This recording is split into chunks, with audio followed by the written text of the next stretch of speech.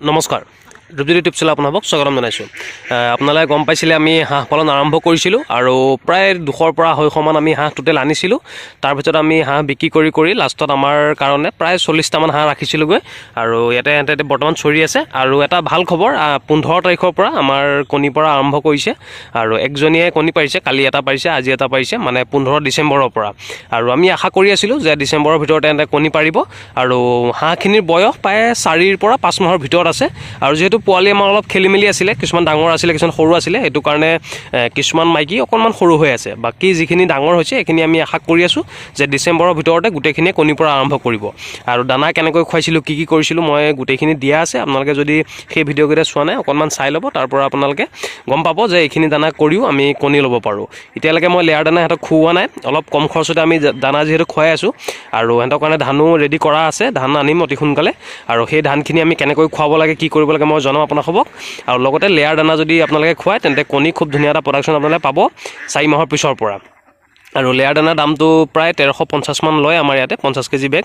আৰু এতিয়ালৈকে আমি লেয়াৰ দানাটো অনা নাই, মুৰ্গীৰ কাৰণেও আমাৰ আনিবলগীয়া হৈ আছে, মই একেলগে আনিম সিহঁতৰ কাৰণেও।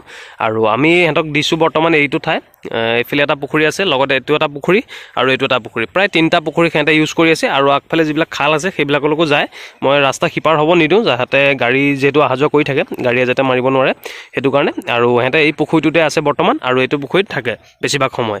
আৰু বাৰিষা যেতিয়া আহিছিলে তেতিয়া আমাৰ অলপ অসুবিধা হৈছিলে, ইয়াত পানী উঠি গৈছিলে এইটো ৰাস্তাত, সেইটো কাৰণে আমি 2 দিনমান সিহঁতক বান্ধি ৰাখিবলগীয়া হ'ল, যাৰ কাৰণে অকণমান গ্ৰ'থটো সিহঁতৰ কমি গ'ল।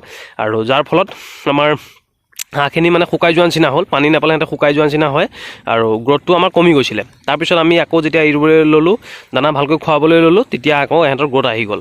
আৰু আবদ্ধ কৰি যদি ৰখা যায় বা বন্ধ কৰি যদি ৰখা যায় কম ঠাইত, তেতিয়াহ'লে সিহঁতৰ যিটো কণী প্ৰডাকশ্যন বা কণী যিটো আপুনি আশা কৰিব 4 মাহত, তেতিয়া কণী নাপাৰিব। যদি আপুনি মুকলি ঠাই দিব পাৰে, পানী দিব পাৰে, পুখুৰী দিব পাৰে, তেন্তে সিহঁতে সময়ত কণী পাৰিব। আৰু সেই হিচাপত আপোনালোকে দানাও খুৱাব লাগিব আৰু বাকী মেডিচিনখিনিও আপোনালোকে সময়ে খুৱাই যাব লাগিব। আৰু হাঁহ পালনৰ এটা ছিৰিজ আমি বনাই ৰাখিছোঁ, যদি আপোনালোকে চাব বিচাৰে চাব পাৰিব। আৰু আমাৰ মতাখিনিও আপোনালোকে দেখিছে, মতাখিনিও আমাৰ বিক্ৰী কৰিবৰ কাৰণে ৰেডি হৈছে। আৰু এইখিনি আমি ডিচেম্বৰত লাষ্টত বা জানুৱাৰীত আমি বিক্ৰী কৰিম। মতা প্ৰায় 10টামান আছে, মতা 3-4টামান বিক্ৰী কৰিম। আৰু বাকী যিকেইটা ডাঙৰ মতা থাকে এইবিলাক আমি ৰাখি দিম, যাতে আমাৰ যিকেইজনী মাইকী আছে সিহঁতৰ কাৰণে সেই মতাকেইটা ছাফিচিয়েণ্ট হয় কণী প্ৰডাকশ্যন, বা আমি সেই কণীৰ পৰা যিহেতু পোৱালি ওলোৱা কথা আছে সেইটো কাৰণে আমি সেইকেইটা ৰাখিম।